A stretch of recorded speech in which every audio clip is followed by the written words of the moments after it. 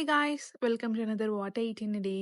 So currently I'm in Chennai. So ఇక నేను join అయిన పీజీలో ఫుడ్ ఉండదు. నేనే వండుకొని తినాలి. ఆర్ ఎల్స్ నేను బయట తినాలి. సో నా మార్నింగ్ బ్రేక్‌ఫాస్ట్ గ్రీన్ టీతో మొదలైంది.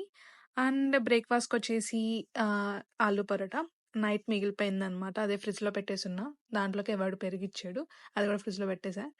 ఇక్కడేంటంటే నేను చల్లగా ఉన్న పరోటాని మళ్ళీ ఊదుకొని తింటున్నా. అప్పటికి నాకు అర్థం కాలేదు. తర్వాత రియలైజ్ అయ్యాను. ఇంకా నైట్‌దైనా గానీ పర్లేదు బావుంది. టేస్ట్ అయితే ఏం పాడవలేదు. ఇంకా లంచ్‌కొచ్చేసి ఇంకా ఆఫీస్‌లోనే అనమాట. రోజుకో వెరైటీ పెడతారు వాళ్ళు. ఈరోజైతే పులిహోర పెట్టారు.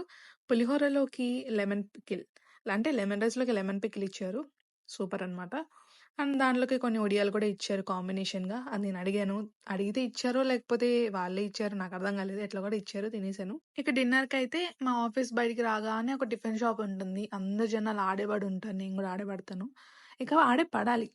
ఇక ఇడ్లీలైతే తెచ్చేసుకున్నా. అలాగే ఒక పెరుగు ప్యాకెట్ కూడా మజ్జిగ చేసుకొని తాగుదామని. కానీ తాగలేదు. అది వేరే విషయం అనుకోండి. ఇంక ఇడ్లీ అయితే పర్లేదు బానే ఉన్నాయి. ఇంట్లో చేసినట్టుగానే ఉన్నాయి.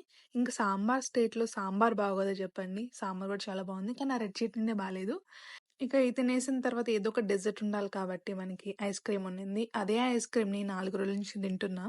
ఇంకా ఈ రోజు ఇది ఫైనల్ అనమాట. If you like the video please subscribe to my channel.